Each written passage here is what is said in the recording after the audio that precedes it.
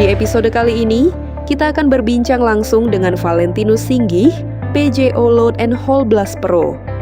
Mulai dari perjalanan karir, tantangan mengelola operasional tambang, hingga bagaimana menjaga produktivitas dan keselamatan kerja.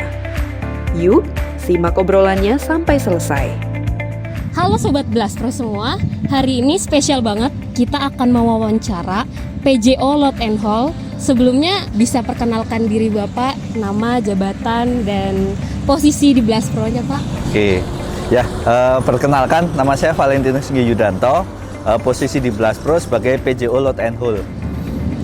Oke, boleh ceritain sedikit pengalaman pekerjaan Bapak sebelum bekerja di Blast Pro?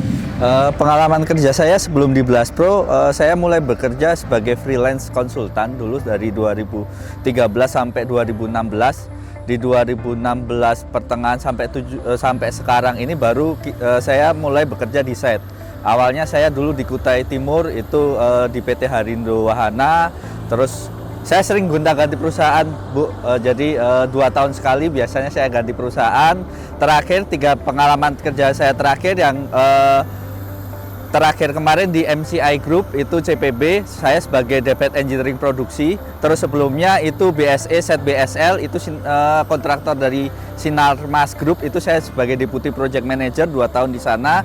Sebelumnya saya di Jambi sebagai Project Manager. Mungkin itu sedikit pengalaman saya. Oh, lumayan banyak ya Pak. Tapi kira-kira apa yang buat Pak Valen itu tertarik masuk Blast Pro?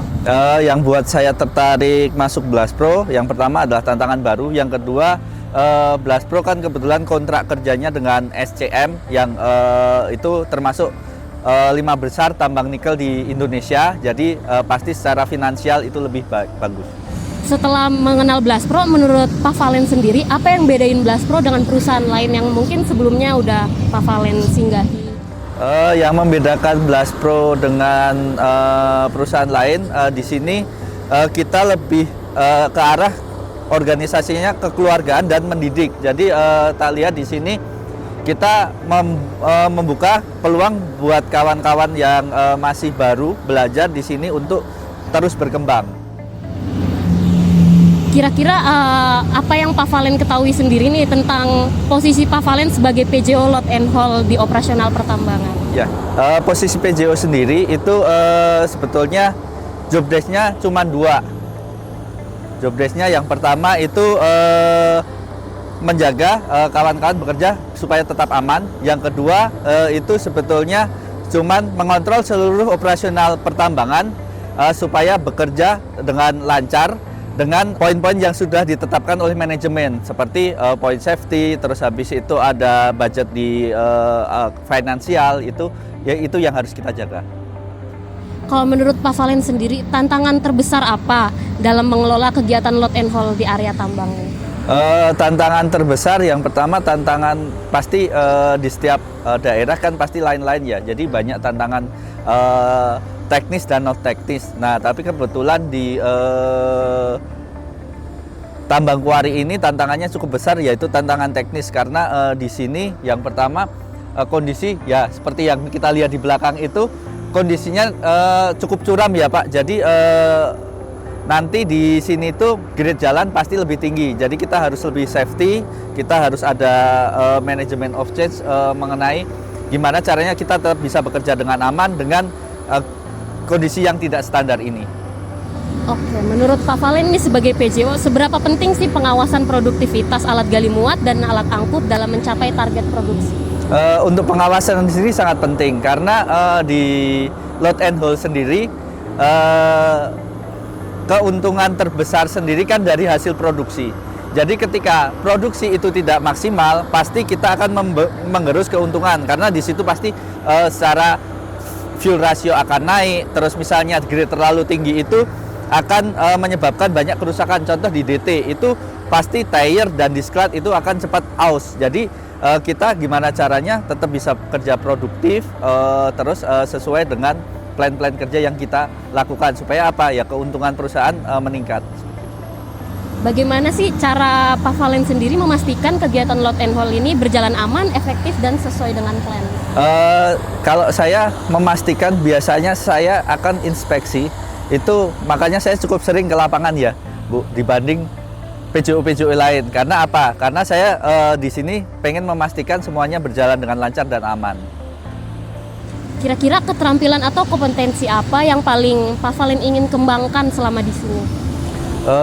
Kompetensi yang ingin saya kembangkan, yang pasti satu, saya baru di dunia blasting. Jadi kemarin banyak juga belajar di sini. Jadi itu yang pengalaman baru saya di dunia blasting. Jadi kalau ini saya bisa mempunyai pengalaman, menambah portofolio saya. Selanjutnya, kira-kira apa target atau pencapaian yang ingin Pak Valen raih sebagai PJO Load and Haul? Kalau target dan pencapaian yang ingin saya raih, yang pertama, kita bisa berproduksi dengan aman sesuai dengan target yang sudah ditentukan perusahaan. Kenapa? Ya karena kan perusahaan pasti sudah mengukur untung ruginya proyek ini. Jadi kita gimana caranya bisa mencapai target dengan tetap safety. Menurut Pak Valen, bagaimana sih peran PJO dalam meningkatkan produktivitas dan efisiensi operasional dari Load and Haul? Peran PJO sebetulnya berperan sebagai fungsi kontrol ya, lebih luas ya. Karena contoh kecil, saya sering memberi saran-saran kepada kawan-kawan ketika saya bekerja ke lapangan, kita lihat ada bottleneck yang ada di sini. Biasanya saya langsung minta untuk kawan-kawan coba cek cycle time-nya di sana. Kenapa? Ya kita pengen, karena kan semua bekerja ada waktunya itu. Nah, apakah sudah sesuai atau belum? Ketika belum, apa improvement yang harus dilakukan? Nah, itu kemarin salah satunya sudah kita terapkan. Tetapi yaitu kita masih perlu improve karena banyak kendala-kendala teknis yang masih belum bisa kita eliminasi. Contoh, grid jalan itu akan mempengaruhi produktivitas karena speed akan berkurang. Nah, itu yang belum bisa kita eliminasi.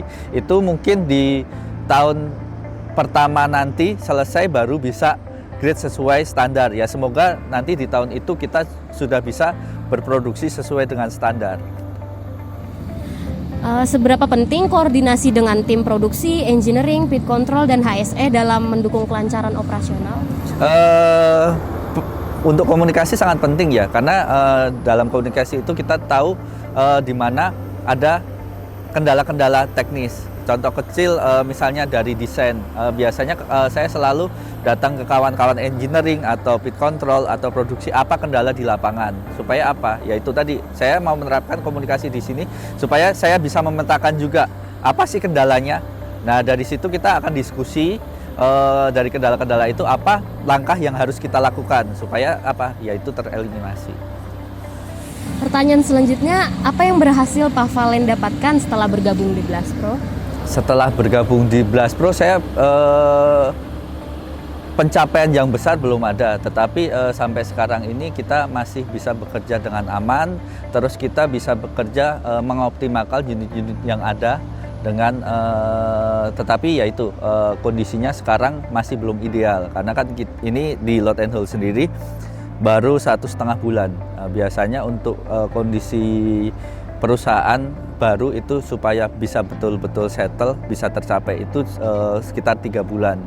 Nah, ini yang masih kita jalin komunikasi yang intens dengan kontraktor, baik dengan internal dan kontraktor supaya apa? Ya kita satu misi dulu gitu. Oke, dari tadi kan pertanyaannya teknis pekerjaan nih Pak. Sekarang 2 pertanyaan terakhir. Pengalaman apa yang paling berkesan selama Bapak bekerja di BlastPro? Pengalaman yang berkesan saat bekerja di BlastPro itu tadi tidak ada batasan antara atasan sama bawahan. Ya tetap ya dengan secara attitude dan sopan santun harus dijaga. Tetapi kita dikasih peluang untuk berkembang dan untuk berdiskusi.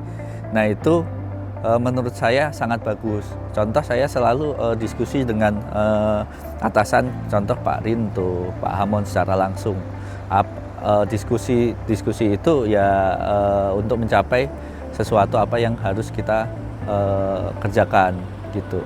Jadi karena kekeluargaan tadi ya saya sangat sebenarnya sangat nyaman di sini. Pertanyaan terakhir nih. Kira-kira apa harapan dan kontribusi yang ingin Pak Valen berikan selama menjadi bagian dari BlastPro? Kontribusi yang ingin saya berikan selama menjadi bagian dari BlastPro, ya BlastPro menjadi salah satu perusahaan di Indonesia yang kan ini masih baru 2 tahun ya. Ya semoga nantinya terus berkembang dan bisa menjadi salah satu perusahaan besar di Indonesia. Nah, sobat-sobat Blast Pro, berikut tadi jawaban dari Pak Valen. Pak Valen sebelumnya terima kasih banyak sudah Ya, mau sama-sama. menjawab pertanyaan-pertanyaan dari saya. Semoga sehat selalu Pak, dan semua pencapaian-pencapaian yang ingin Pak Valen dapatkan tadi tercapai di tahun ini. Amin, amin. Sekian sobat-sobat Blast Pro, dadah.